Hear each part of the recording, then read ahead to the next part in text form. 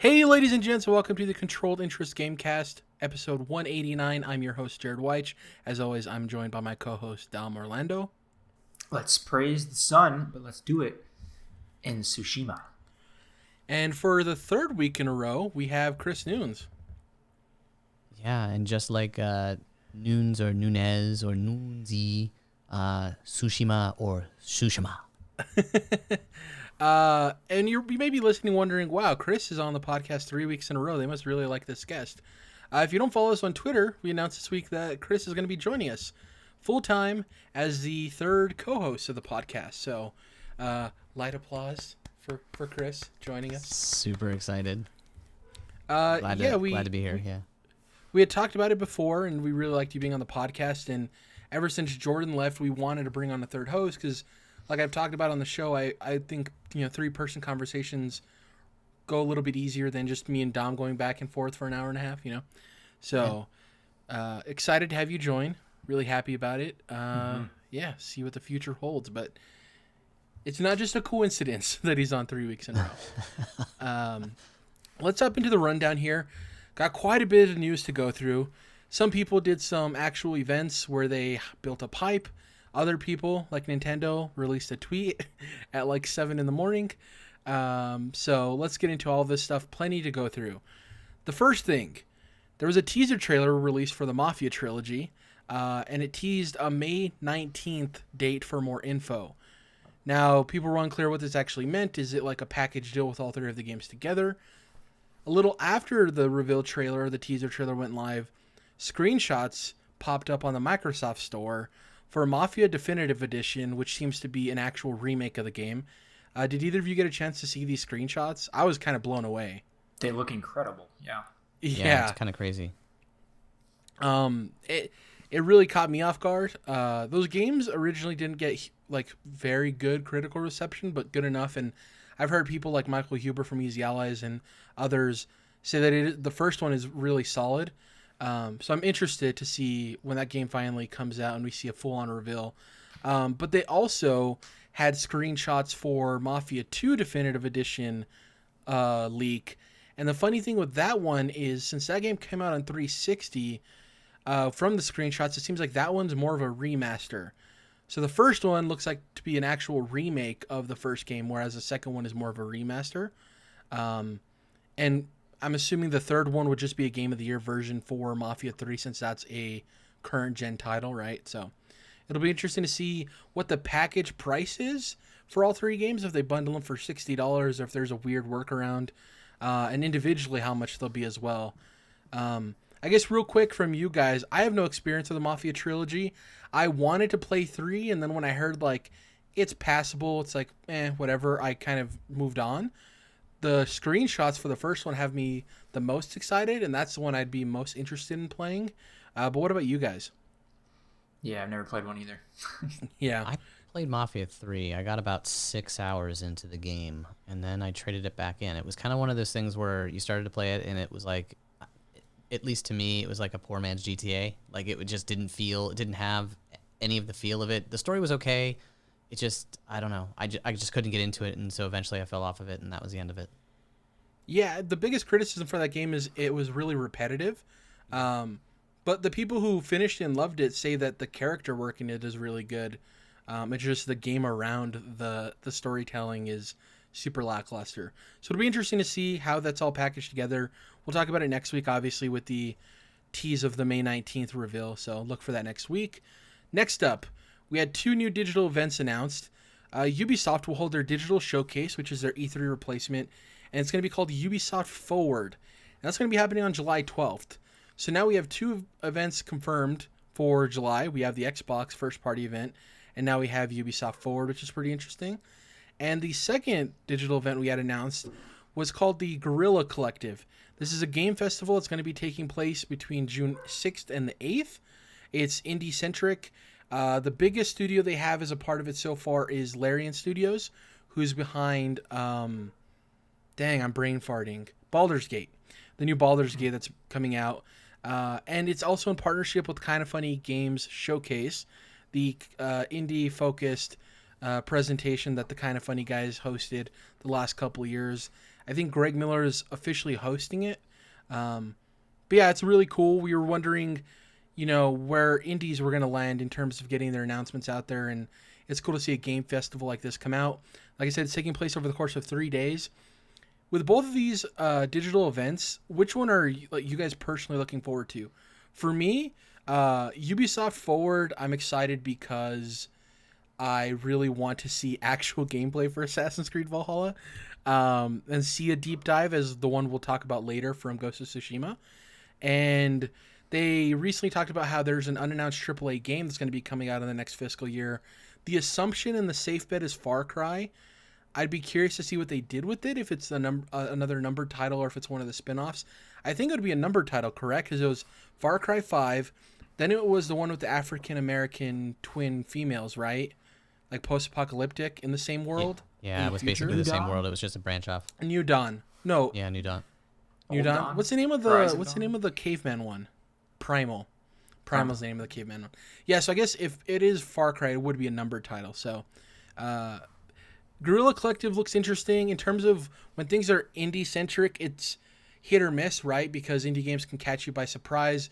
We also aren't sure of how triple I indie some of the stuff is going to be. They have Larian Studios, but are we going to see, like a Studio MDHR level indie studio as well? Who knows? But what about you, Dom? And then Chris can go after. Which one of these two has you more excited? I'd say Ubi, just because, kind of like you mentioned, like we know what we're getting. We know we're going to get probably a lot of good Valhalla gameplay. And we haven't really fully seen that yet for a game that I think, we're all pretty like sold on already. Like we know it should be good. It's just like, well, let's see it already. But yeah, that's what I'd go for. Mostly just for that, to be honest. Yeah. Chris, do you feel the same? Yeah, I mean, I'm kind of interested in the Guerrilla one, only because some of the rad stuff that comes out of it. I mean, Zom isn't going to be there, right, for Disco Elysium, but I have a feeling they're probably going to announce the Switch port. If I had to guess, that's probably what they're going to talk about. Or, I mean, they might even mention what's coming out to like PS4 or Xbox or whatever. But I don't know, like when you see stuff that comes out from Ubisoft, it's kind of, you already know what you're going to get. Like you kind of already realize you're going to be getting some gameplay of previous titles. The Far Cry thing is probably a pretty safe bet. The thing I like about the Guerrilla Collective is you're going to see stuff that you're like, man, that is so rad, or that is so cool. The problem with those is you don't find out how rad they are until like a year later. Like sometimes you'll listen to Greg on Kind of Funny and he's like, oh yeah, that was on the Kind of Funny showcase.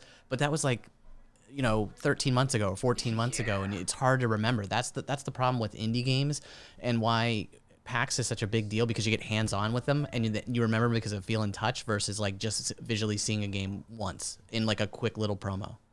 Yeah, and I think if it's a nice mix of reveals of games we didn't know about, as well as dates for some of these indies we've been seeing for years, like Tunic, right? If it's a nice mix of that, I think it'll go over a lot better. But we'll see what happens. The fact that it's a festival, not a single presentation, is pretty interesting as well. Like, is it going to be 3 days of an hour-long stream thing with Greg hosting, right? Or is it one of the days is a little bit more prominent than the others? We're not sure how that's going to go, but interesting stuff there. Glad to see more digital events getting announced. With Ubisoft, too, the one thing we didn't mention is we'll likely see Watch Dogs Legion appear again, right? And yes, I am so excited about seeing that game. I love Watch Dogs. And Gods and Monsters, which was like the brief Breath of the Wild teaser. And then they said that game was supposed to come out February of this year. And then it got delayed. And I'm like, how is that game coming out in February when you literally didn't see anything? So will be interesting to see what happens there. I'm assuming they'll also focus on presenting Siege as a next-gen launch title as well, getting ported over. So. And then you're always going to have that crowd that's hopeful for that Beyond Good and Evil business, right? Yeah, I think they saved that, though, because that's definitely a next-gen title, and I think they have enough in the slate that they learned from getting burned by Skull and Bones, right? Like, that game disappeared completely. So I think that maybe they kind of want to focus on presenting the stuff they know is locked and loaded to be coming out soon, as opposed There's to also another stuff. Tom Clancy game that people are dying to have come Quarantine? out. Yeah. So like there's some Clancy stuff. Maybe that's the new title. Maybe it's something Clancy. You know what I mean? So who knows? Ubisoft always comes up with weird stuff. It's always like, oh, here's a combination with Nintendo. We're just gonna do that now. So I mean, It's always interesting with Ubi. The other thing people forget is Roller Champions, that like roller skating rink multiplayer title. You remember that?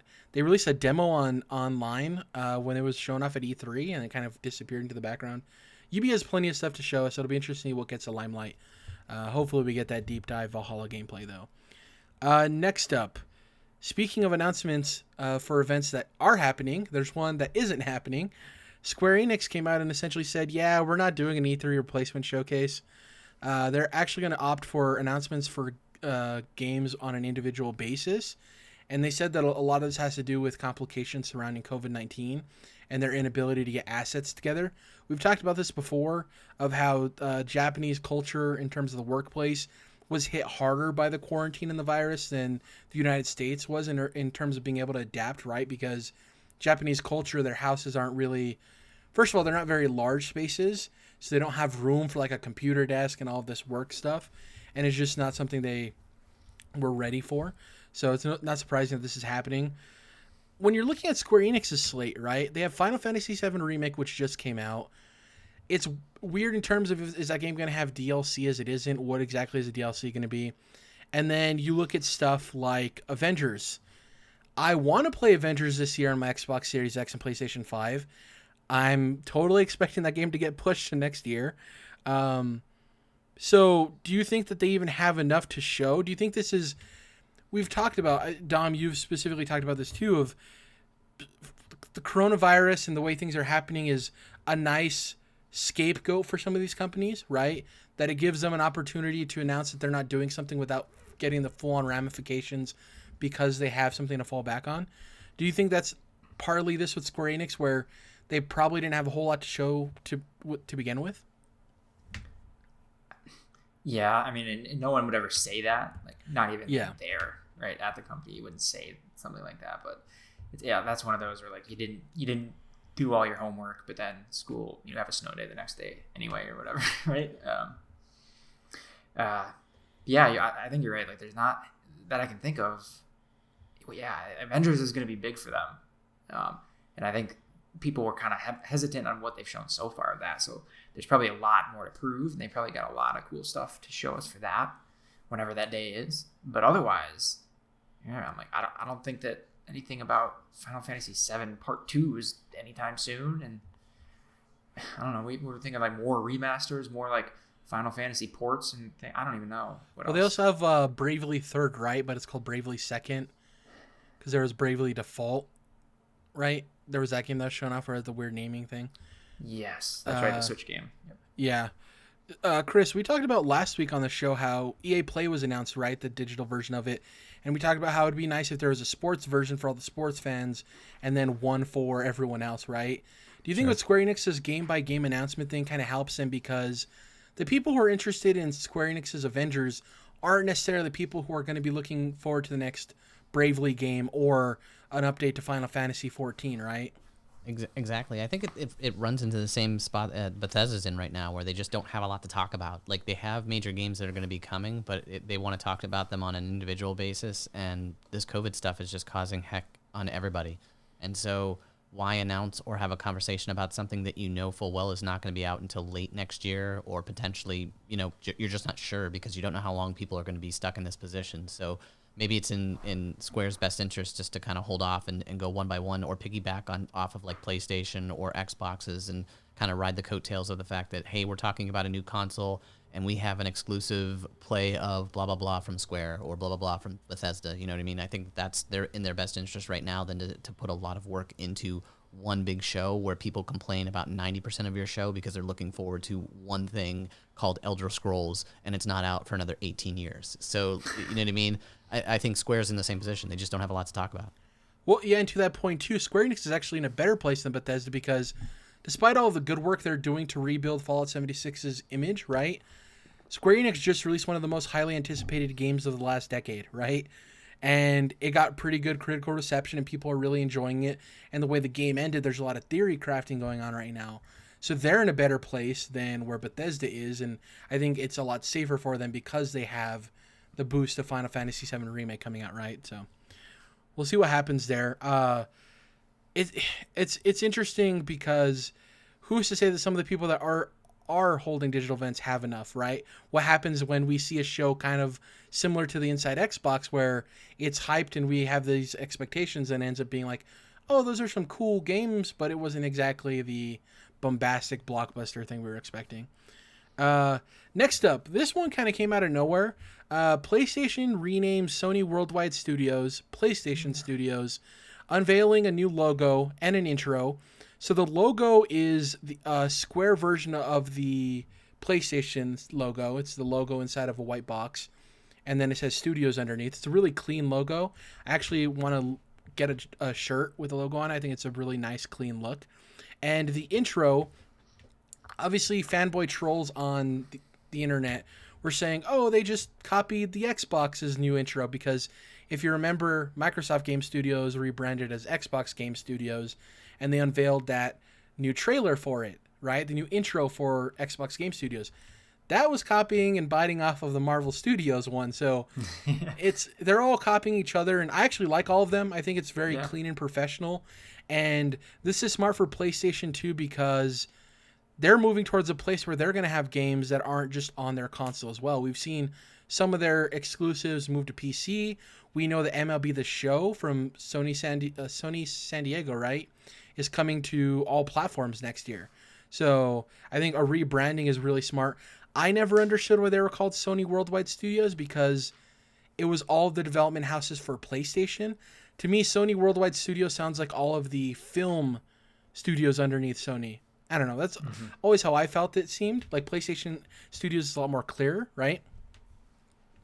Yeah, they talked about the fact that they were going to get the brand to like game openings. So any one of their first party studios that has this logo and intro, you know, it's almost like the Nintendo stamp and seal of approval. Like it's made by PlayStation. It is a first party, which means that a lot of effort is put in. And quite honestly, over the last, let's say 5 to 10 years, if it's a Sony first party game, it's rock solid. Like for the most part, you're looking at a game that's about a 7 or an 8 or above, and it's going to have a lot of love to it. So having this be one of their things is kind of cool. I think it does copy off of Xbox, and they're just trying to get everything under one house. It makes more sense because now your brand is Sony, it's PlayStation Studios. We're Xbox Studios. We get who you are, as opposed to confusing it, like you said, with film. Yeah, and Dom, here's the thing, like, we're the people that follow the news a lot more often than the casual gamer, right? And even the casual gamer will know, oh, Last of Us 2, tongue twister, is coming out. I want to play that sequel. I love the first one. They're not necessarily going to know who Naughty Dog is, right? So if somebody goes to the store and they see the PlayStation Studios logo, because of the reputation they've built, they're like, oh, I need to check out this game. It's a PlayStation exclusive title, right? It's a first-party game. It is that quality stamp of approval, like Chris said. Yeah, definitely. And Sony's always been, I think, always kind of had that problem of, like, they're kind of confusing, like, the names of their businesses. And even, like, with PlayStation, they've been reorganizing stuff. And obviously people have been changing positions, and there's been weird stuff going on with that. But I've always found like their organization naming conventions and how they're structured to be a bit confusing, just in general. And this is a smarter change, like both you guys said, that makes it obvious and clear. And Jared, to your point, they can interchange these characters out. So as new characters become part of the the PlayStation Studios universe, they can pull let's pull Jin. Ellie and out, and we're gonna put somebody else in, whoever they happen to be at that time. So they can always kind of interchange them, just like the Avengers can interchange, which I think is a really smart move because, like as you pointed out, they're character driven. Their stories are character driven. And that's the funny thing is, as high quality as PlayStation is, you do see a lack of diversity in their offerings because of the intro. Like you see the really hyper realistic human characters, and then they throw in Sackboy, and I forget who the other cartoony character was. Crash? No, it wasn't Crash. But they're like characters that aren't really relevant anymore. Like Sackboy is synonymous with PlayStation, but that character hasn't been around for like a decade at this point, right? Obviously not a whole decade, but it just shows like they were going through the intro process and like, we can't just have all these human characters. We got to have some flair and show diversity. And they had to throw in some some characters that aren't really associated currently with the PlayStation brand. So as they move forward, it will be cool to see them interject that stuff. Same thing with Xbox and their intro, right? The moment we see the new Fable, we see whatever the initiative's working on, it'll be cool because it gives them a more filmic quality and makes them feel like they're prestigious and things that are on the level of these Oscar-winning movies in terms of the presentation of the intros for the games. I think it's really cool. And like I said, I love the branding. I think it's a really solid, the clean square with the logo inside and then the studios underneath. It's really good for merchandising. I wish Xbox had something similar for the Xbox Game Studios. It's a little bit looser of a design. We mentioned Nintendo in there in terms of branding and stuff like that. And we had the oddest thing. I woke up this morning, checked Facebook Messenger. I had a new message from Dom, and Dom says, "Hey, we got some news here. Paper Mario was just announced via a tweet." And I'm like, what the hell? And obviously, we had a conversation between the three of us. And I go to Twitter, and I look this video up, and yeah, Nintendo just decided, hey, we're going to tweet out the announcement of Paper Mario, the Origami King. I personally don't have any previous experience with Paper Mario. I know the one on Paper Mario 64 and Thousand Year Door, Beloved, which is the one on GameCube. And then since then, it's been a series that fans want to be as good as it once was, but hasn't really reached that point. It was announced with the release date of July 17th. And if you're wondering, that date sounds familiar. It's the same date as the game we'll get into later, Ghost of Tsushima. Both released on the same day, counter-programming. Dom, you mentioned it's a Doom Eternal Animal Crossing situation, which is pretty neat. I am interested in this game. It seems like, from the people who are in love with Paper Mario, that there's some stuff in this trailer that gets him excited and some stuff that has him pushing the caution button a little bit because the battle system doesn't look as RPG intensive and the game itself doesn't look as RPG intensive as the ones people love.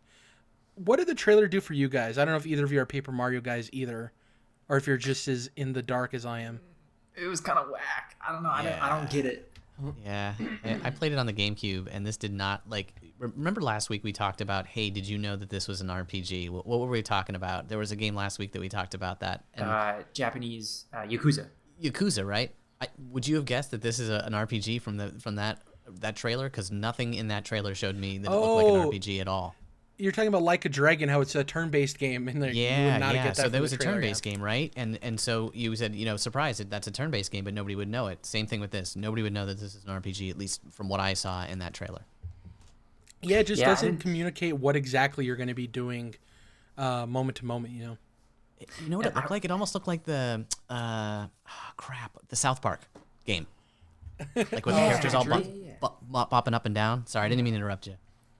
No, and I wasn't in love with the design, like the origami type art that they had going on. I've seen obviously like clips and gameplay of old Paper Mario games, and those always look cool. Like that's like a really unique thing. And then recently Nintendo had Yoshi's Crafted World, which was like cardboard, and that looked incredible. It was really unique, and this was kind of they were kind of going for a similar thing, just with origami, and it was just weird to me. I didn't get that. And then the gameplay, I didn't really get at all either. The dialogue was paper thin. Nice. Origami stuff kind of looked like the Star Wars stuff that my kids read. My kids read origami Star Wars books, and there's like an origami Yoda and whatever not, and that kind of reminded me a little bit of that, like a play on that, because it's like really popular over in Japan. So I was thinking maybe that's kind of what they were headed for, but boy, was this like literally out of nowhere. Yeah, I guess this might have been on a direct, and then they just were like, we're not even going to do the direct. We're just going to stealth drop this. So with this announcement, there was actually rumblings from Jeff Grubb over at VentureBeat, who's the scoop master now that Jason Schreier's taking a break before he joins Bloomberg News. And he talked about how Pikmin 3 Definitive Edition is also in the works to be released pretty soon. Obviously, that's a Wii U game that got lost on that platform, and there was rumblings also that there was a direct supposed to happen because of COVID. It kind of got misplaced, and now instead of doing a full-on direct, Nintendo's going to be doing this game-by-game announcement process. And do you guys think the reason this one was like, oh, it's a tweet, is because people are expecting the bigger Mario stuff that's been rumored, and though this is Paper Mario, they know setting expectations incorrectly can bite them, because the moment people are told, we're showing something Mario related, tomorrow, people would think, oh, it's the remakes, it's the remasters, right? Do you think that's why? Yeah, because Nintendo always gets it bad, I feel like. And it's a bit unfair with their directs, right? Where it's like people's expectations kind of go places. And that's why you notice in some of their more recent directs, they'll say like a direct based on this, or call like it a few other direct things. mini. Or call it a direct mini. They've been very like specific with how they're categorizing and labeling their directs because people's expectations just go in all different directions. So like had they had, oh, this is a Nintendo Direct and this was the big announcement, the biggest announcement from it, it would have been a big disappointment to a lot of people, right? To the internet. But it being on its own, that's awesome. That's great. Stealth drop, sweet. Go Nintendo, right? So I think you have a point there. And Chris, this is an interesting thing because if this was originally part of a direct, would the Metroid thing at the end, the stinger, be teasing a one more thing moment at the end where they announce, the Metroid Prime trilogy that's apparently been done for a year and a half? Or is it just a cutesy little tease? Because in that little clip as well, you see Donkey Kong's head as like a mask you can put on. What do you think about the Metroid tease at the end? Do you think was a tease or do you think it's just a playful Nintendo thing? I think it's more of a playful Nintendo thing than it was a tease. Like, this game reminds me of, like, Yoshi's Woolly World or, like, Toad, the Treasure Tracker. This is kind of like one of those offbeat Nintendo games where they kind of just throw it out there.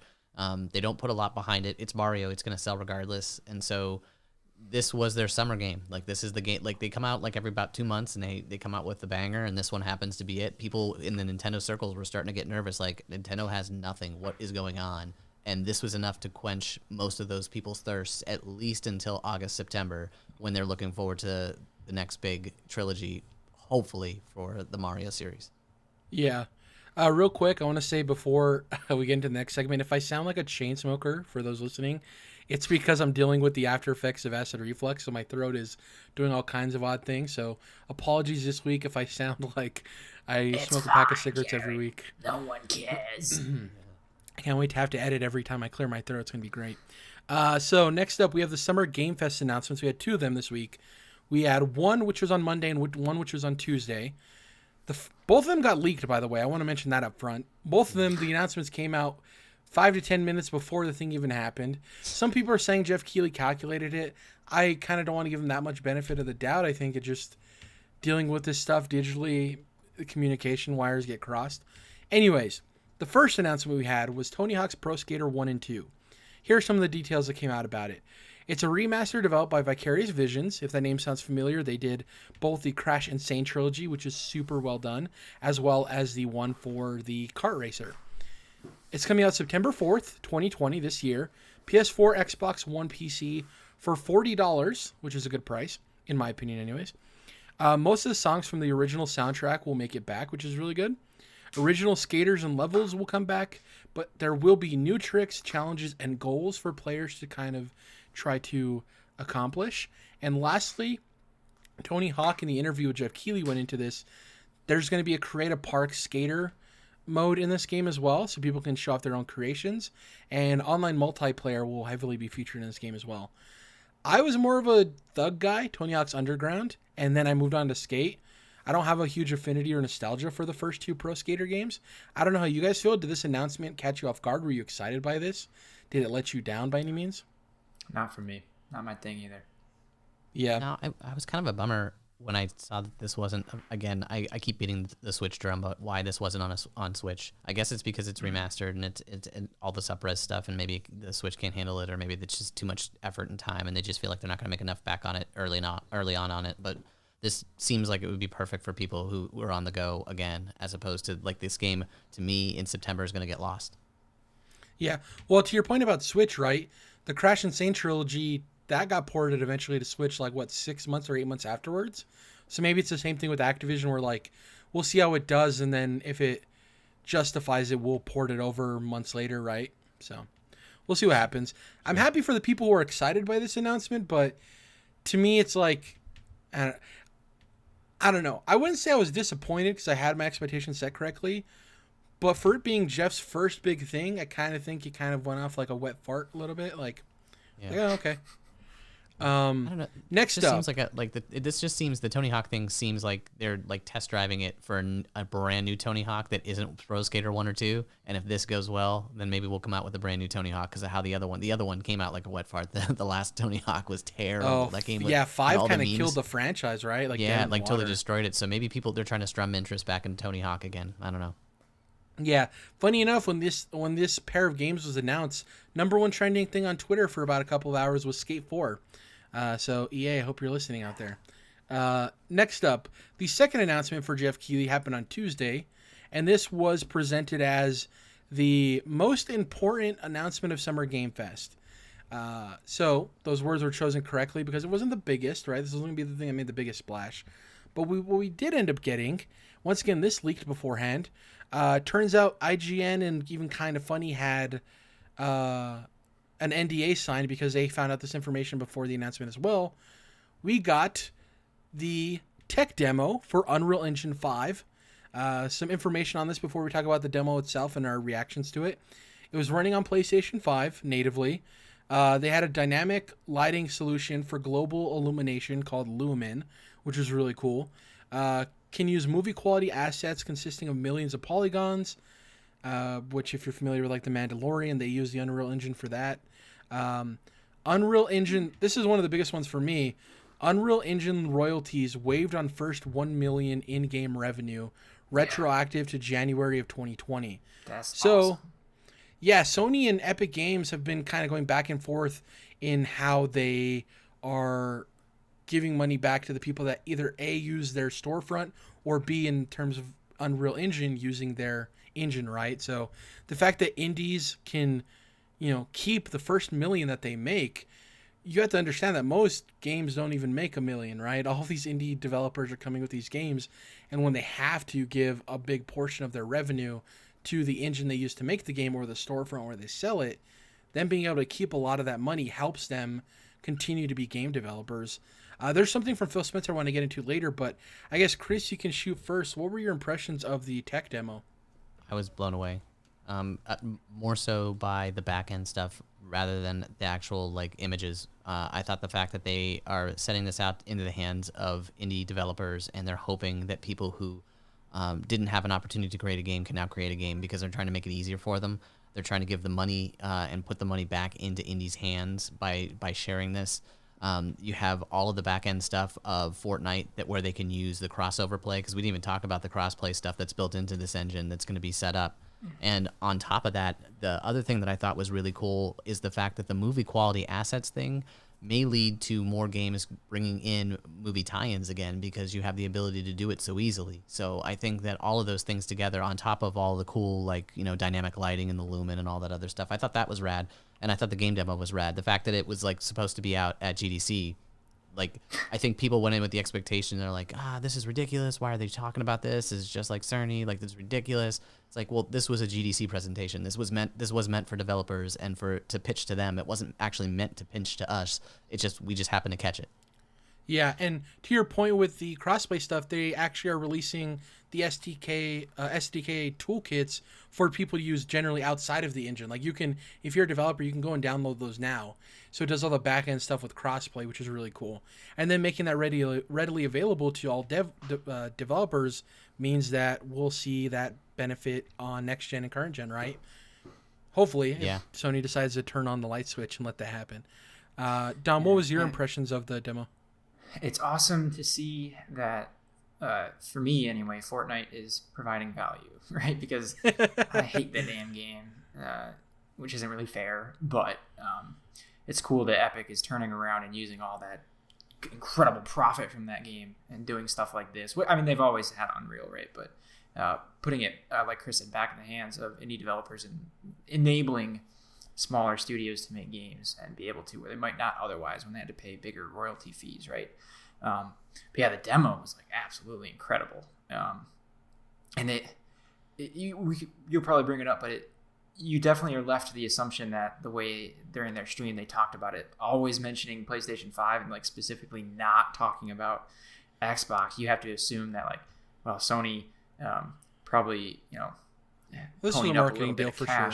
Ponying up a little bit of cash to direct the wording in this conversation, because the funny thing about it, and that seemed to be like a big takeaway for a lot of people. It was like, oh, this is on PlayStation 5, yada, yada, right? That's incredible. And this is way cooler than what Microsoft showed last week. But then when you go like even one layer deeper, like, well, maybe one or two of Sony's studios, first party wise, actually use Unreal. They all use their own stuff mostly, right? Whereas a lot of the Xbox first party studios actually do use Unreal. So from that 13 of the 15, use Unreal. Yeah. And obviously the Series X is going to be more powerful in most ways than PS5, right? So even though this kind of like gave a lot of people the impression of like, oh, it's more impressive for PlayStation, I think in the long term you'll start to see the opposite. But this was probably a smart marketing move for PlayStation to inject themselves like they did into this. Oh yeah, the mind share is like, this is a PlayStation thing. Like, yeah, when is that? It's not really. Well, that's the thing is, I approached as watching it as like, this is a next gen thing. Like, I'm excited for Unreal Engine. I didn't really relate it to Sony. The one thing I will say, I have two things I want to talk about that I found kind of stood out to me in this. One, was I the only one that saw that the female model character looked super like cartoony in comparison to like the ultra realistic graphics of the demo, like the actual environment? If you go back and look at her face, it's definitely like Fortnite-ified. Like, it's bigger eyes, very cartoony looking. I just thought that was a weird style choice. It still looked beautiful. Just thought it was odd because the environments were so hyper realistic. It was a little off-putting to me. And the other thing that I thought was hilarious, because the thought is that this was supposed to go after Mark Cerny's talk at GDC, right? Yeah, man. In Mark Cerny's talk, in Mark Cerny's talk, he specifically mentions that they're going to eliminate the use of hallways and these crevices you have to crawl through for loading times. And in the demo, she goes through a crevice. Yep. Yeah, so I was just like, that's odd, because the whole point of them talking about the SSD and the loading times and stuff was to remove that. And people were saying like, oh no, they only included that so you can see an up close look at the textures and the graphics. I'm like, still, I don't know, read the room a little bit. It was kind of odd, but the demo itself is great. My takeaway was the lumen, the lighting stuff, how they were able just to move it and it reacted dynamically to the environment, and how you can have breakaway objects and the light automatically reacts to that in real time. All of that stuff was incredible. It's going to be interesting to see where this goes. Tech demos are odd because they get you excited for the future, but none of the games we're going to be playing are going to be that high fidelity in the first couple of years on these next-gen consoles. You'd assume anyways. I had a question about that, man, because like that seems to be coming up, right? Like, it's just a tech demo, but like the way they talked about it, it made me start to question like, well, what is a tech demo? Because like their conversation seemed to like try to reinforce like, no, it's a game. We played it with a controller. And that's the other thing. This presentation wasn't meant to sell us. It's meant to sell the people to use the Unreal Engine. You know what I mean?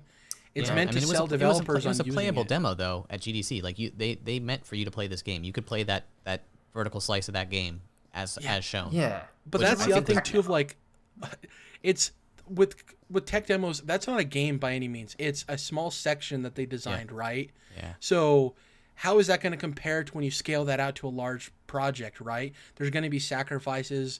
So it's not necessarily one-to-one, but it is promising because it shows what next gen can look like. I don't want to be too much of a Debbie Downer on it, but I do think people have to realistically put their mind in the frame of what a tech demo is supposed to do, because I think some people lost sight of that. There was a good number of people who thought this was an actual game too, which is odd. Even though Jeff Keighley went out of his way to ask them, like, hey, this isn't a game, right? And they were clearly like, no, this isn't a game.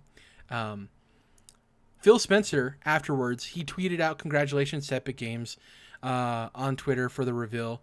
And he made a point to state that several Xbox Game Studios titles currently in development are being made in the Unreal Engine. So far confirmed in terms of like the new stuff, we know the Initiatives game is in the Unreal Engine. And what was technically the first next-gen look at Unreal, even though it was in Unreal Engine 5, the Hellblade stuff that was running in-engine at the Game Awards was in Unreal Engine. And that stuff looked incredible, and that was on Unreal Engine 4. So I can only imagine when they start moving this stuff over to Unreal Engine 5, how that's going to look. So it's really exciting. What I think was interesting, too, was the fact that Sony didn't say a single word after this. Not one. Didn't tweet anything, didn't speak. They just let the demo and this thing do its thing, and they stayed just as quiet as they had for the previous 6 months about this entire thing in the public space. Now that I'm thinking about it, What major studio of theirs does use Unreal Engine? It's Days Gone was in it. Yeah, yeah, What are they Santa called? Monica, Bend. right? yeah. Or Bend, SIE, sorry, right? Bend. Yeah. Yeah. Yeah, Santa Monica's God of War. That might be it. I don't know. Yeah, because all of them, obviously, Death Stranding and Horizon use the Decima engine. Naughty Dog has their own proprietary engine, right? They do. Yeah. So that's interesting, too, that PlayStation got the grab on it, even though, not that they won't make use of it, obviously, but they have less ties to it than Xbox. It's so weird how all that stuff works out. It's for the third-party stuff, right? That's where you hope it'll be. Yeah. But for it to be easier for them. And that's an interesting thing, too. People are talking about this being the first legitimate PlayStation 5 gameplay, which isn't necessarily true because we've seen Godfall gameplay. Yeah, I It's guess. true. That's true. I mean, it's Yeah, true. we You may have. not like This it, but is- we've seen no one Godfall cares. gameplay. To that Yeah. effect, this would have been a great grab for Microsoft if they, I mean, take this over their presentation last week, and I mean, as kind of boring as some of the background stuff was that people don't really care about, or were just curious about the game itself and not about the back end stuff, this would have sold, what an Xbox can do versus what they showed, in their first presentation. On the opposite end of that, right, when the Xbox first party thing happens in July, what if they put that Unreal logo next to their developers before the trailers for their next gen titles, right? There you Because go. now Oh, people sure, already you have will. in mind what the Unreal Engine is capable of. Sure. So it could work in their favor too. Of like, this presentation got so big that people are like, "Oh, that's Unreal Engine 5. I can't wait." So when people see that logo in front of a first party game for Xbox, because we're not going to see that for first party titles for PlayStation, really, So that's weird too. It's odd how all of this is going to work out, but it's awesome. Maybe they'll start using it though. Maybe Uncharted 5 is an Unreal Engine. I doubt it, but I guess it's possible. But they're Yeah. talking about out in late 2021, and the way Yeah. everything is going now, late 2021 to me sounds more like maybe late 2022 because of COVID and how everything is, everybody's still trying to figure if they're going to get back to studios. Are they going to be familiar with this? They've got to get together as teams to work on it. So there's going to be a lot of play here with the whole out in 2021. And you also have to assume that depending on what partners they have, some studios are going to get it before the general populace of developers. You know what I mean? They're going to slide that thing over before it's a full-on public release. Because, Epic wants games to be running in that as soon as possible. And what better way than to give the big boys a chance to do it? So when you do the full release, you have tangible results from using it. Let's talk about this Ghost of Tsushima State of Play that happened. This announcement kind of came out of nowhere too. We've been talking about for the last couple of months of what happened to State of Play. Kind of disappeared. Is it ever returning? Was it a 2019 thing? And this is the first one that they've had, PlayStation, that's focused on a singular title, which makes sense because another thing Dom and I have been talking about for quite a while, Chris, is what exactly is this game? We've seen partial snippets of gameplay, but we haven't got a full idea of what the moment-to-moment action is in the world in general, right? This game's marketed as an open-world game when we hadn't really seen that in full capacity. So now, today, we got around 20 to 22 minutes of gameplay with some narration over the top of it in spurts. And I want to go over some of the details, and then we'll talk about our general impressions of the State of Play itself. So, we learned about guiding wind, which points you towards your current objective. Before, they had talked about how this game wouldn't feature objective trackers and wouldn't get in your way, right, and remove the immersion from the title. So they shut off this where it kind of blows wind in the direction, which is essentially the same thing. We talked about that, Chris. It's literally the same thing. Yeah, pretty much. I think it's really cool and immersive. If someone were to say, like, that's corny, it's just the same way to do this, I wouldn't disagree. But I really liked it still, Like, it is more immersive. It's one of those Big things that's line. going to be neat the first couple of hours you play the game. By hour 10, it's just going to be a part of a video game, if that makes sense. Like, okay, where do I have to go, yada, yada. It'll lose its effectiveness, but at least in those early hours, it'll be super dope. The world leads your exploration through organic hints and nods. This is something we've seen with open world games in the past, especially with this generation of having these authentic, natural elements play out where you get led to these areas where you normally wouldn't search, and it's it could be an animal kind of leading you through. In the trailer, in the showcase, they showed a fox leading you to the shrine. It could be you're walking randomly and you see the smoke over a hill and you walk towards it. In a Bethesda documentary for NoClip Video, who does excellent video game documentaries, when they were talking about world design with open world, you kind of want to have something every 30 seconds that catches the player's eye. And you can totally see that this is a byproduct of that. The world is filled with really interesting nooks and crannies. There's going to be lots of resource gathering. This is where I got huge Far Cry / Ubisoft vibes from this game. And I will talk about that later. I think this game is like the most Ubisoft, non-Ubisoft game I've seen. And I don't mean that as a slight. The way the game design is, it totally reads as a Ubisoft game to me. Next up, you can attack situations as a samurai, meaning straightforward, right? Or as a ghost, or the ghost, in stealth. They didn't make it clear, and maybe you guys can clarify if you got the same. They didn't make it clear if ghost is only possible during night, or if they just showed that to kind of lead into the stealth, right? Yeah, it reminded me a lot of Metal Gear, like Metal Gear Solid, the last one, where you could go in full guns blazing, or you could sneak attack and try to get around. So you could do it either way. I don't think it had to do with the day-night cycle. They didn't even talk about a day-night cycle. So yeah. Yeah. And also, now that I'm thinking about it, in the first trailer, we saw him put on the ghost mask like in the middle of the day, right? So that doesn't make sense. Next up, you can customize outfits via resources. So you can dye your outfits based on the colored flowers you collect.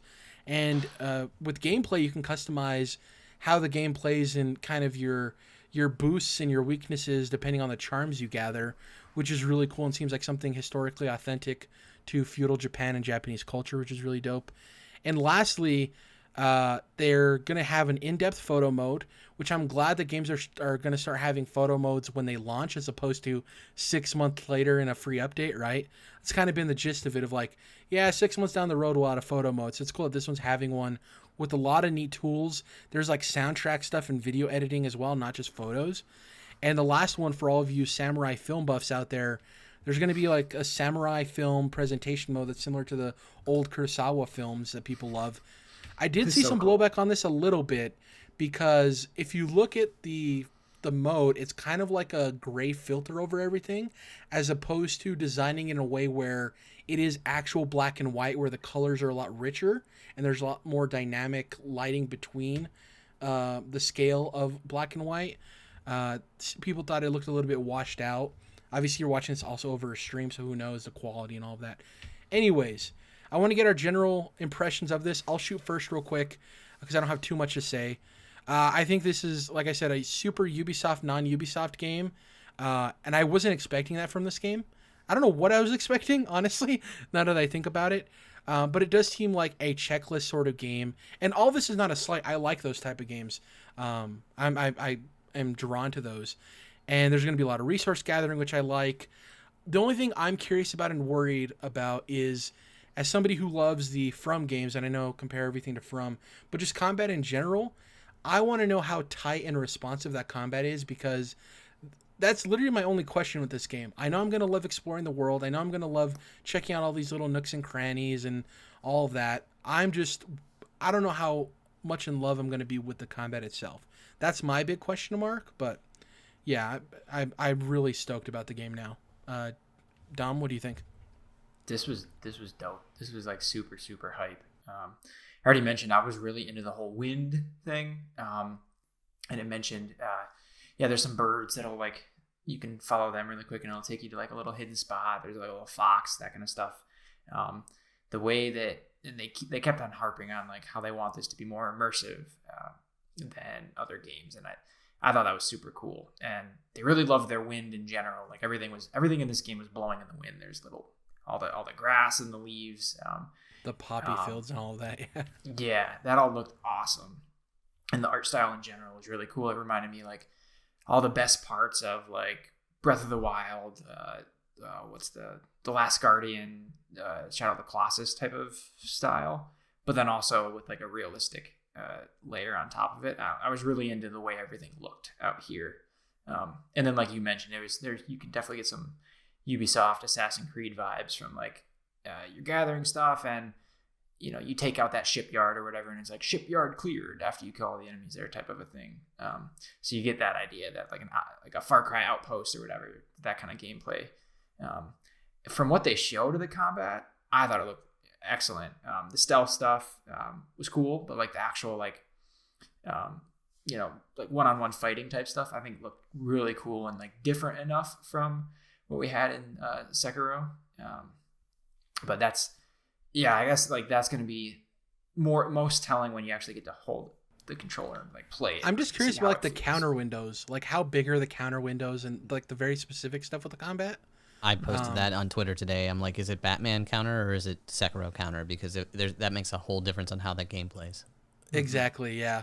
And there was like a bar they didn't really explain either on the bottom left. I don't know if that was like your attempts at countering or whatever. You know, the yellow balls on the bottom left? I was curious as to what that was. Do you, before we get to Chris's impressions, Dom, do you think this game's going to have boss battles? Like not necessarily from boss battles, but like more powerful enemies, right? That are bosses. Yeah, I hadn't thought about that, and now that I do, I'm kind of like, ugh, because I'm picturing like Assassin's Creed boss battles where it's like another guy just with heavier armor or something. Yeah, as opposed to like a From where it's like an event, right? It's like, oh, this is a boss, yeah.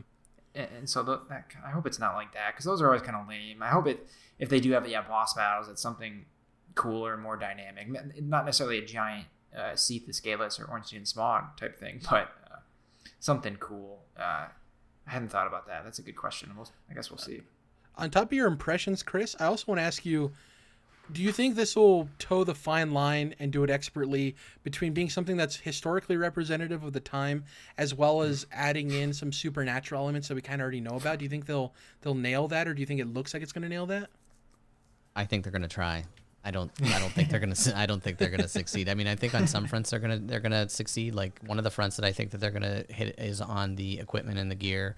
I thought that was pretty awesome, that you can kind of make a decision on how you want to attack things by what you're wearing. So it's not just aesthetics; it actually means something every time you put a piece of armor on, which I think was really interesting. To your point, like I said, I had a question about how the counter was set up. I also want to know, is it slow-mo every single time I attack somebody? Are we going to be in slow motion every time? And am I just pressing one button and then have to go? Because you're supposed to go up with your sword up, but then you go into these slow-mos every time you attack, and it looked like every single person you attack was a slow-motion move. So that was interesting. And the other thing that I was kind of bummed about was the whole, like, and this is cleared. It's like, another one of those. Like, I don't want, like, I kind of was hoping for a cross between Assassin's Creed and From. Like, that's what I was hoping for, and instead we just got something that looks very, very similar to, like, Assassin's Creed to me, or to your point, Far Cry, where you're clearing an outpost. Yeah. It's going to be interesting to see how it plays out. There's a lot of questions with the game still, but I do think we're all net positive on it, right, moving forward, so that's good. I think the presentation worked for that. We talked about this a little bit off air. I am slightly worried about its release date in terms of it getting cannibalized by Last of Us. I do still think the game's going to sell well. This game needs a bigger boost than what Last of Us needs. Like, Last of Us 2 is going to sell, right, no matter what. I just think Sucker Punch has kind of been sucker punched quite a couple of times in this whole process. And, Paper Mario isn't going to take tons of sales from that game, obviously. But we are moving into a time where disposable income is going to be a lot less. And, there's going to be a good number of people that are going to choose to buy Last of Us and just move past Ghost of Tsushima, which sucks because as unlikely as it is, I could see a world where Ghost of Tsushima out-reviews Last of Us, but doesn't sell nearly as well. Obviously, I don't think that's going to happen. I don't think there's a chance that Ghost of Tsushima out-reviews it. But, yeah, I'm just worried about that game because it could be a Titanfall 2, right, where it comes out next to another title, and as great as it is, it just doesn't sell well. So we'll see what happens. Yeah. I'm excited, I mean, you saw that. That's why they delayed it, right? Like, they had the same thought as Last of Us had to get delayed, right? And so I guess we, as a transit, like, we have to delay Ghost too, because otherwise they're gonna be literally right on top of each other. So now they're just a month apart. I think a little less than a month, maybe by a couple of days, but yeah, practically a month. Yeah, so it's like probably not most ideal. They probably would have preferred to be like 2 months apart. But then I think we talked about this before. It's like, but then what, are you gonna hold it another month and not make the money in the meantime? It's kind of tough, but they're figuring that at least a month is enough. What it communicates, right, that PlayStation wants a clear delineation between the generations, and they want enough lead up to where they're past the PS4 stuff, right? That shows that because they could have easily put this game in August, but there's a reason they were like, no, we're going to have one in June and one in July because we need this time leading up to our console launch, right? I think that's what it communicates. It just, Ghost of Tsushima is a victim of circumstance. And they had to put it. They had to put this last too, because I mean, you can't put The Last of Us after it, because then nobody will. I mean, everybody's gonna wait for The Last of Us. They're not gonna purchase Ghost of Tsushima. They're just gonna save that. You know what I mean? You want to put it after Last of Us, so that Last of Us has their time to shine. But then, after that's completed, people have a hunger to play a game up till September. What else am I gonna play? Okay, I'll play Ghosts. Like, that'll be the game that I play next. And to your point, Dom, they want to get it out as soon as possible too, because they've already sunk so much money in it, right? They want to get the sales back. Because try to convince people, your bosses or whatever, that we'll say it's going to sell 5 million in its first month. Maybe that's a high. I don't know, but just theoretically. And so that's times $60, whatever, 30, however many $1 million that is, tens of millions of dollars, right? Well, we don't want it. We're going to wait an extra month to get it. Just because it might be 10% less overall sales, but we're going to wait another month to get that 100 million or whatever. Your bosses and your financial people are like, no, you're not. Fucking release it, right? That kind of thing. Well, and the closer you get to the PlayStation 5 release too, it's like, do I spend $60 on this game, or do I put that towards my fund for next gen too? A lot of stuff going on there. Yeah. I'm glad we're all excited about it though, because the state of play could have gone the opposite direction, and we could all been like, oh, so that's what this game is. But I'm excited that we're all net positive on it, because it is going to be the swan song for the PS4. I almost said PS5. Yeah. I guess you're better. My better analogy was any company would take $90 million today instead of $100 million in a month. Every time you would, right? Oh, yeah, 100%. Yeah. So, I guess that's it for all of the news. Let's talk about what we've been playing. I don't know if you saw what I wrote down in terms of what we've been playing, Dom, but I have a surprise for you. Mm-hmm. So, the first two aren't surprises. Been playing a lot more Animal Crossing, obviously, my daily check-in game. And I've been playing Slay the Spire as well. And the last thing I've been playing, I ran into a conundrum. I've been playing Star Wars Battlefront 2. Yeah, thank you. Let me tell you about the conundrum real quick. So, I'm like, Dom's been talking about this damn game. It's probably on sale. I'm going to go see if I can buy it because I feel like playing it. I was just in the Star Wars mood. Go to look it up. It's on sale for $20. I'm like, oh, great. Yeah. Great price. Turns out that's a base game. It doesn't come, that's not the Ultimate Edition that comes with all the other stuff or whatever. So, that version is $35. So I'm like, do I spend $20 or do I spend $35? Then I realized that a year-long subscription to EA Play, which benefits me because it allows me to play Madden earlier. I'm a huge Madden guy. I play it every year. I'm like, if I'm going to spend $20 to $30, I'd rather just spend $30, get the game anyways, and then have access to other stuff, right? If I'm going to spend the $30, might as well make it for more than just a game that's going to be dead in a year. So I paid the $30 for the annual subscription, got EA Play for a year, downloaded it, had all the content, good to go. Been playing that. I like it. It's definitely, I mean, I'm somebody who plays Call of Duty Warzone and Apex Legends on the regular, which are like industry leading shooting games. So not to knock Star Wars Battlefront 2, because that's not what it's not what it's aiming to be. It's fun. I don't know if I'd say it's great in terms of the shooting mechanics, but being able to exist in the world of Star Wars and just shoot people is a blast. And that's what I was looking for with the game. I wasn't expecting it to be like great shooting mechanics. I just wanted it to be fun, and it's super fun. So yeah, loving my time with it.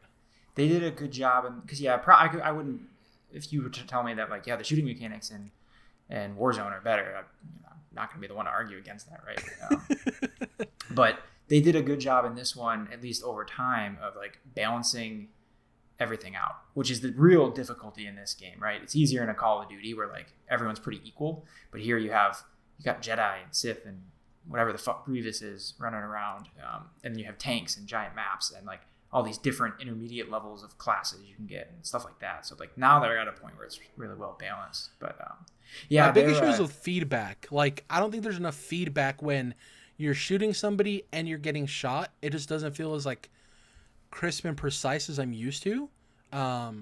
It's kind of odd to communicate in that way. The cool thing that I didn't know is that like you can choose an era, which is cool to play in, right? Supremacy. Yeah.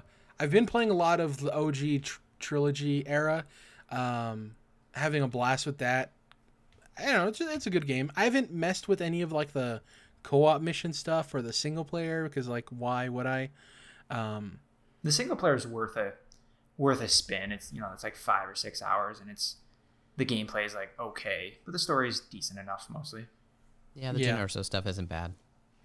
The one thing I will say, it's an odd complaint, but the difference in how long a match can take is pretty wide. Yeah, it's like wacky. you can have a match take 8 minutes or a half an hour, like which is cool, but isn't conducive to a normal life where you have like Apex Legends. I know an Apex Legends match is going to last 15 minutes. So then if I have 15 minutes to burn, I can play that, right? With this, I'm like, I enjoy playing it, don't get me wrong, but I'm like, how long am I in for? You know what I mean? Yeah.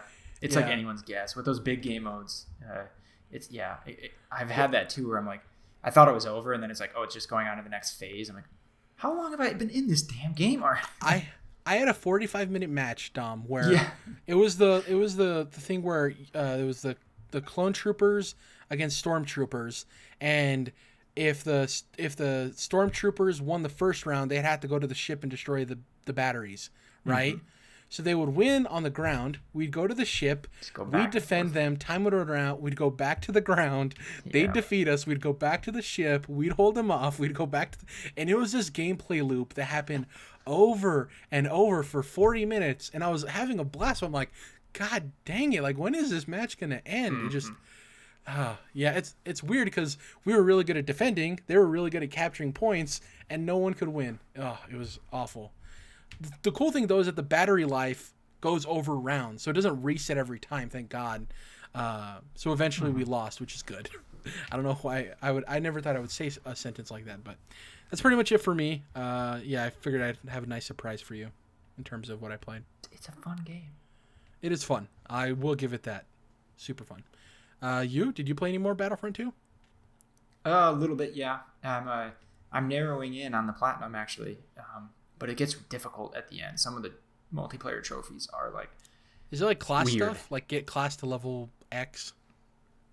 It's more like use the sentry gun from the heavy class to get 150 kills. Gotcha. Use this power up from the assault class. Yada yada. Customization options are more limited than I thought. Like, you can choose which skin you have for which class. Those were more limited than I thought they would be, because most of them are like choose a different looking human, and some of them were like, oh, I can choose a Twi'lek here, right, or like a Gungan or something.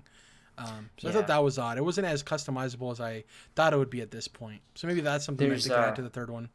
There's definitely some like deep cut stuff in there especially when you get into like the different appearances for the clone troopers, where like it's small variations, right? But if you know Sand Trooper, Ghost Trooper, exactly. Which is cool for the people that like are really into it. But yeah, otherwise like a lot of them some are cool where it's like Celestian resistance fighter, or what is Darth Maul's race called? I can't remember. You can be one of him, but you're a resistance fighter, right? Sorfak or Zefrak, something like that. That kind of thing. Yeah. Anything else besides Battlefront 2? Yeah, actually, Final Fantasy 7. You got back to it. Yeah, it's fine. It's cool. I've been hanging out with Aerith a lot. The town I got to now is actually where it's finally like gotten cooler. It's the Wall Market, where it's like a nightlife kind of a town.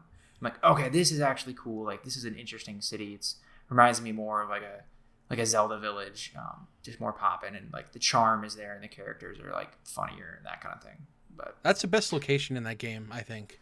Yeah, it's pretty cool. Yeah. But not much else. I mean, it's still like it's a good game. So that's about it. That's about it. Chris, what have you been playing? I'm still on Days Gone. Like, I got to Iron Mike's camp. Just now? Like, yeah, well, like, I've been, like, going through, like, all of the stuff. Like, I've literally been, like, slow rolling the game, because I've only been playing maybe, like, an hour a day, a little over. Like, so I'm not really good. And I got to see my first horde, like, true horde, where, like, the entire screen is, they're just walking across. And I went into this nest that I was supposed to take out. I had 6 of them. It was right after Iron Mike's camp. And I noped the hell out of there real fast. I was like, no, there's like 1,000 of them, and I am not even remotely equipped to like do any damage to these folks. So grabbed a knife that I had to get and got the hell out of Dodge. There's like a funny point that probably happens to most people is like, yeah, you'll see like the 3 zombies and you're like doing your thing and you shoot the last one, and then like all of a sudden there was a cave like under a ridge behind you that you didn't know that had a horde in happened. it. Yep, that definitely happened. Like I walked in, there were some traps, and I walked around the traps. I'm like, oh, there's 1 or 2, no big deal. Bing, bing, took them out. Turn around, and there's like 75 behind me. I'm like, literally like on top of me. I'm like, oh crap.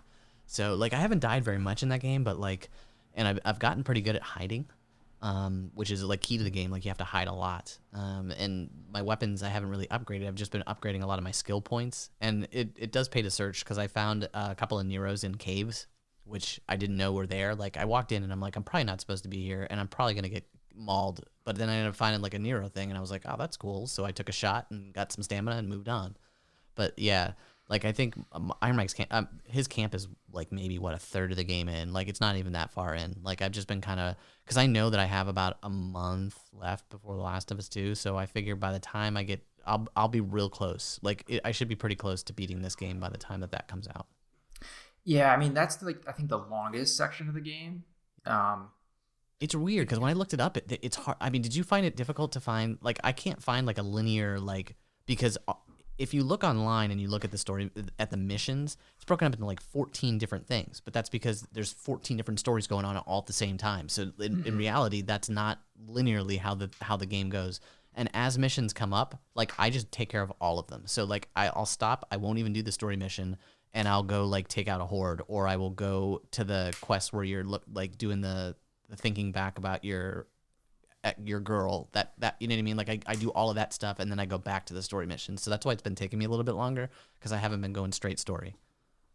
Yeah, and they do a cool thing. I think it's cool. Some people didn't like it, where eventually like the side missions and like the side stuff weave through the main story, where you get to a point where like you have to do some of them, but it makes sense narratively the way they try to set it up, as opposed to like Assassin's Creed Odyssey, where like literally it just like stops you from progressing based on you're gonna get your shit rocked because you don't have enough levels, a regular JRPG type of thing.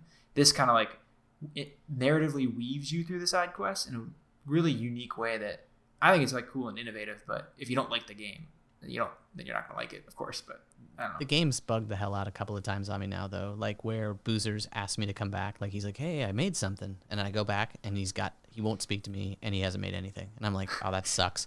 So then the moment I like hop back on my bike, I'll get a phone call and it's like, "Hey, why don't you come back to the hot springs camp because we got something for you?" And I'm like, God, I was so mad because I'm like, I wasted. Do you know how much gas this costs? Like everything is in terms of gas to me. I'm like, when can I get to the next gas point? When can I just spend money now? Like if I go to a camp, I'm like, I'm not even searching for gas. I'm just paying for it. That's it.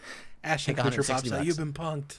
Yeah, it's like crazy. Like, and the funny part of it is he did that. I got all the way to the hot springs camp. He said the same line again. I went back, and then it literally forced me to go back to him, and that's when it prompted the actual thing. So like I had to accomplish something else, and it must have skipped what I was supposed to do. Like it kind of went around it. So it's just been weird. Like there's been a couple of glitches like that. Otherwise, the game honestly runs really, really sweet. So I wasn't a part of the beginning part of it, or I was, but I didn't really play enough of it. So I missed out all of the crap that people had to go through when it first came out before the patches.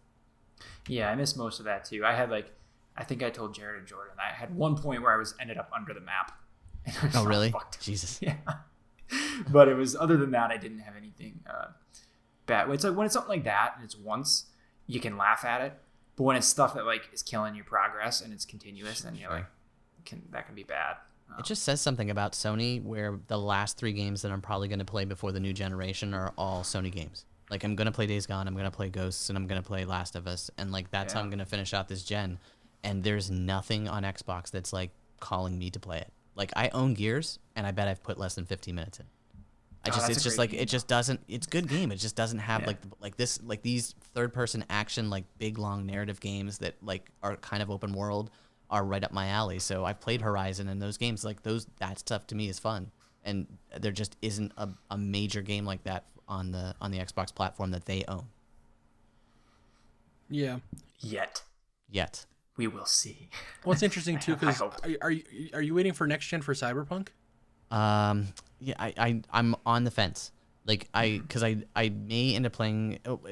I know it's transferable, so chances are I'm probably gonna get it on PlayStation because I'm gonna get PlayStation before I get an Xbox, only based upon the fact that my PC can play any of the Xbox games on the Play Anywhere, so I can get those first party games. But I don't know. It depends. It depends on where I'm at. Like if there's not a lot in my back catalog that I want to get back to, then I might just start up with Cyberpunk because I love CD's stuff. But I don't know yet. Yeah, it also depends on, because for me, I think AC Valhalla and Cyberpunk might be my last two current gen games because both of them are smart delivery, but then it depends on when they come out and in relation to the console and who knows. Also, real quick, shout out to Alan Wake for its 10th anniversary, getting the announcement that's coming to Xbox Game Pass. Might actually end up hopping back into that game. We'll see. You'll find out next week. Jesus. That's been it for this week's show. Game. Yeah, it is. It needs a sequel. It's been teased in all their other titles, Quantum Break. I didn't realize it was an open world game. Like it initially was pitched as an open world game. Yeah. There's still that DLC that's coming out too for Control that's Alan Wake related. Intrigued to see what that ends up being. Yeah.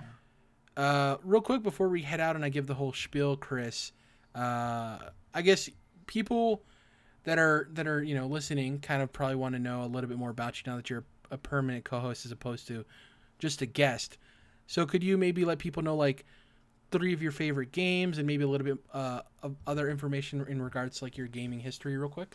Sure. I've played games since the Atari 2600. Like that was like literally my first gaming system. And my dad still has it, and like all like 120 games that are sitting still at my parents' house. I've been playing games all my life, so I've had a system of some sort.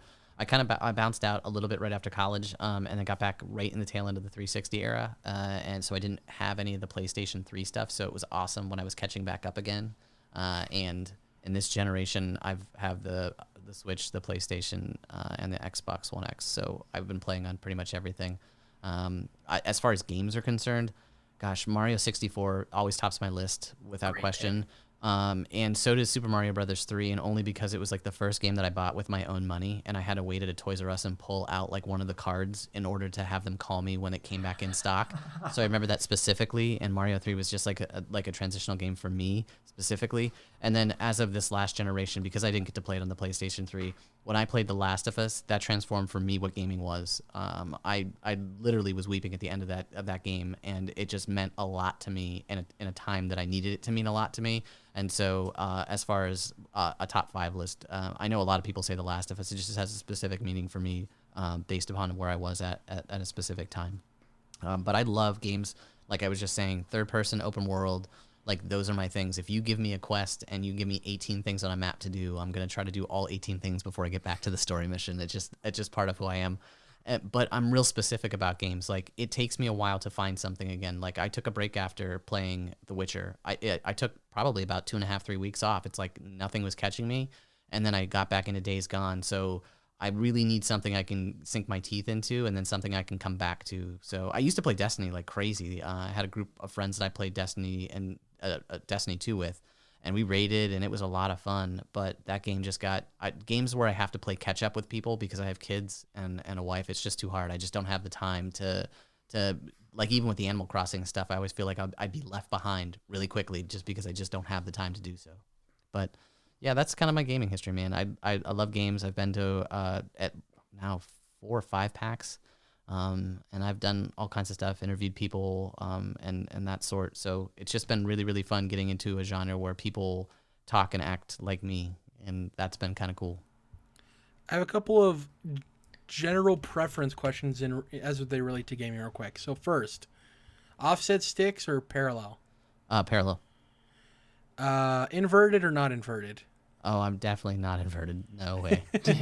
You're one of like, the I good tried ones. that. I tried it just for fun, and it was like, it was wackadoo, dude. It's like riding it's trying to my dad used to ride a jitney, and it's like trying to ride a jitney forward. Like, everything's in reverse, so you're trying to figure out how to like do things. And you're like backing up the entire time. It was crazy. Generally, do you play with subtitles on or off? I generally play with subtitles off. Yeah, I really feel like I really enjoy getting immersed in games. I actually don't like HUDs either. Like, I would prefer HUD to be off of a game. Like, if I can find waypoints and just figure out my way through a game, I try not to look up hints unless I absolutely like I'm spending like an obnoxious amount of time like sitting in something where I just cannot figure it out. Like I try to avoid it at all costs. I just had something that came up in Days Gone where it's like a known glitch. Like I could not find a nest. The nest was supposed to be there. Like it shows it on the map and it's not there. And I'm like, where is it? And so I finally looked it up after about an hour and a half of sitting on it. And it was like, oh, yeah, it's supposed to be there, but really it's not. It's actually up like 2 miles up the road. And they just didn't bother to put that on the map. Great, thanks. What do you find worse? Extended fetch quests or quests in which you have to obtain a specific rare resource? I don't like fetch quests at all. I can't stand them. Like some things get so repetitive that it's just like, okay, I know, like it just gets obnoxious after a while, after the first, 3 or 4 times. The resource thing, I can understand. It's just that when you get like crazy amounts of some, like the thing in Assassin's Creed where you have to like get an obsessive amount of money in order to create something. It's like, what are we doing here? And lastly, as it sits today, what is your most anticipated title not named Last of Us Part 2? My most anticipated title coming in is Valhalla. Like I'm really after playing Odyssey, Assassin's Creed has like scratched an itch, and I'm glad that it's smaller because I don't know if I could handle another 130-hour type game. But it's smaller and shorter, which is great. Yeah, which I'm really excited about because I got Origins and I've been kind of nibbling at that a little bit, not like really playing through, just because it's like going backwards after playing Odyssey. Like it really is like I feel like I'm really of the Greg Miller mindset. Old game's old. Like I don't really like playing a game. Once I've played it. That's my time with it, and that's the end of it. I don't typically play games that are like 10 to 15 years old or you know what I mean, or even 5 years ago. The playing CD Projekt's game and playing The Witcher 3. It felt like a newer game, which is why I continue to play it, but I don't typically like to play older games. The cool thing with Origins is they're not afraid to have large empty spaces because it is, a desert, which I commend them on, because normally I think game studios would feel the need to like fill in those spaces. And there's just large sections of that game that are open desert that really communicate the feeling of that game. But yeah, playing Odyssey afterwards was a smart bet for me. I think if I would have done that too and gone back, because they do build on one another, right? Origins is like a soft reboot, and then Odyssey takes what that game did and improves a lot of it. So it is weird taking a step back to, what it kind of improved. That's it for this week's show. Thank you guys for watching. Wait a minute. You forgot the last question. What's the last question? Do you tolerate pineapple on pizza? I do.